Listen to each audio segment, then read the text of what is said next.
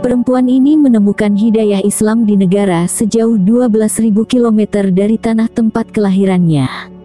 Audur Linda Sonjudottir, demikian namanya, lahir di Mosfellsbær, sebuah kota kecil di Islandia. Saat dirinya masih kecil, dia dirawat ibu kandungnya seorang diri. Linda mengenang, masa kecilnya diwarnai kebahagiaan. Ia dan kedua saudaranya saat itu cukup taat beribadah. Kebiasaan itu terbangun berkat didikan orang tuanya. Keluarganya selalu rutin pergi ke tempat upacara keagamaan setiap akhir pekan. Sejak kecil, saya termasuk orang yang taat beribadah. Setiap akhir pekan, kami selalu menyempatkan diri untuk hadir di tempat ibadah dan acara keagamaan tiap musim panas, kata perempuan cantik ini. Linda kecil mengenyam pendidikan dasar di kota tempat kelahirannya. Sejak itu, ia mulai tertarik pada berbagai bahan bacaan, termasuk literatur yang mengarahkan orang agar tidak beragama. Ia ingat, saat berusia 12 tahun dirinya mulai mengeklaim sebagai seorang ateis. Menginjak masa remaja, Linda tidak hanya gemar membaca, tetapi juga rekreasi dan sport. Bahkan, gadis tersebut mendaftar pada sebuah klub amatir sepak bola wanita setempat. Selain itu, ia juga menekuni cabang olahraga angkat beban. Beberapa kompetisi lokal pernah diikutinya. Menjelang akhir masa sekolah menengah, Linda tertarik pada bidang baru, yakni otomotif. Baginya, penampilan seorang perempuan di atas kendaraan roda 2 begitu memukau. Saat itu, ia tidak hanya mempelajari keterampilan mengendarai sepeda motor, tetapi juga seluk-beluk mesin. Sampai-sampai, dirinya mengikuti kursus mekanik selama beberapa tahun. Berbekal sertifikat dari kursus itu, ia memberanikan diri untuk melamar pekerjaan di beberapa perusahaan otomotif.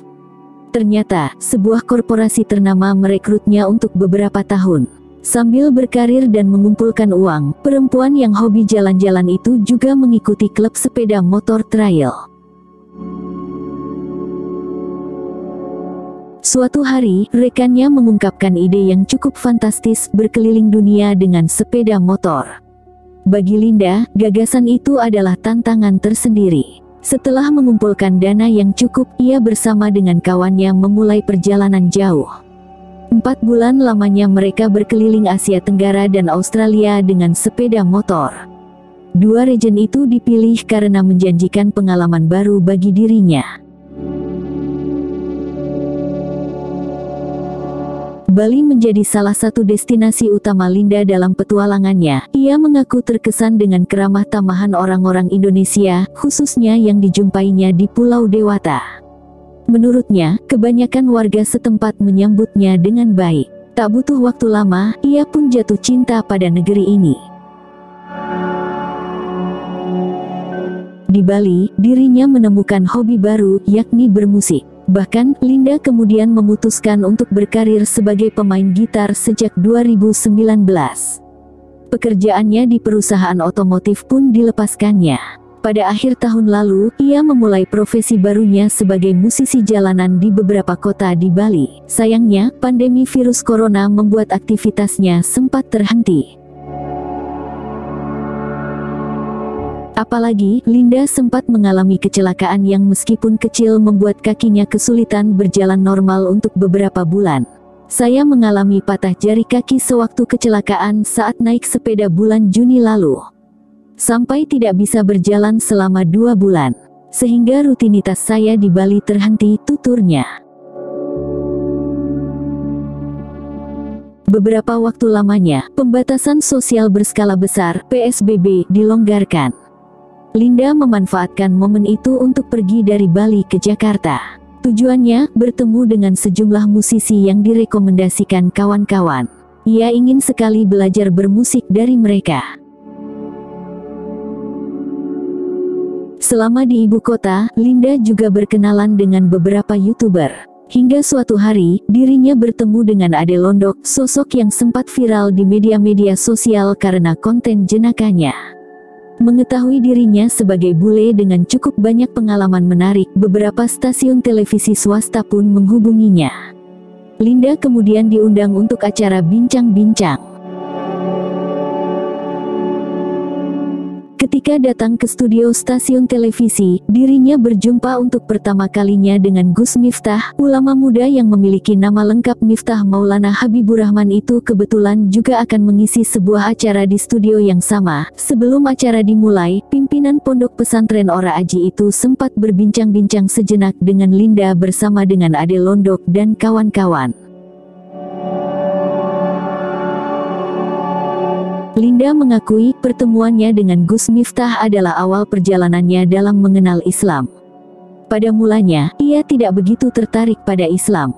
Mayoritas orang Indonesia memang Muslim, tetapi saat itu dirinya yakin, tradisi ramah tamah mereka timbul dari kebudayaan, alih-alih agama yang dianut. Namun, pandangan itu ternyata keliru. Sebab Islam pun menganjurkan umatnya untuk bersikap baik, termasuk kepada tamu atau musafir. Sejak bertemu Gus Miftah, Linda kian memperhatikan aspek religi dalam kehidupan masyarakat Indonesia. Apalagi kebanyakan kawannya adalah Muslim. Ia pun banyak membaca berbagai literatur tentang Islam. Ketika teman-temannya mengetahui hal itu, mereka berpikir bahwa gadis ini akan memeluk Islam. Saya tidak pernah mengakui atau mengatakan kepada siapapun bahwa ingin menjadi seorang Muslim, bahkan tidak pula kepada diri saya sendiri. Namun, sering saya bercanda dengan mengatakan, petik terbalik alhamdulillah, mungkin saya waktu itu sebenarnya sudah merasa memeluk Islam, tetapi belum sampai mengakuinya, katanya. Allah Subhanahu wa Ta'ala memberikan petunjuk kepada siapapun yang dikehendakinya. Itulah yang juga dirasakan Linda. Perempuan Islandia itu tidak pernah menyangka, dirinya yang teguh berpaham ateis justru tertarik mengenal Islam lebih dekat. Sebagai orang ateis, ia saat itu tidak mempedulikan adanya kehidupan setelah kematian. Surga dan neraka baginya hanyalah fiksi. Agama hanyalah karangan manusia agar berpaling dari dunia nyata. Waktu itu saya memandang, semua agama adalah kebohongan yang dibuat-buat oleh manusia, ujarnya. Dakwah Gus Miftah kepadanya ternyata menimbulkan kesan. Hati dan pikirannya mulai terbuka untuk mempertanyakan kembali keyakinannya selama ini. Bagaimana mungkin ia yang tadinya tiada menjadi ada? Alam semesta yang luas ini tidak mungkin ada tanpa Sang Pencipta. Cukup lama ia merenung. Akhirnya, pada pekan pertama November lalu dirinya memutuskan untuk masuk Islam. Hatinya sudah mantap meyakini kebenaran agama ini. Bersama kawannya, ia kemudian menemui Gus Miftah dan memintanya untuk membimbing pada Islam. Saya menemukan petunjuk Allah di dalam hati saya, dan Gus Miftah membantu saya menghidupkannya. Saya bersyahadat pada tanggal 17 November tahun 2020, tepat di belakang panggung stasiun televisi swasta yang mengundang beliau, ucapnya. Sejak menjadi muslimah, Linda memiliki nama baru, yakni Aisyah. Nama itu terinspirasi dari Aisyah binti Abu Bakar yang juga salah seorang ummahatul mukminin, istri Rasulullah Sallallahu Alaihi Wasallam. Ia mengatakan, sosok yang berjulukan Al-Humaira itu terkenal cerdas dan juga jelita.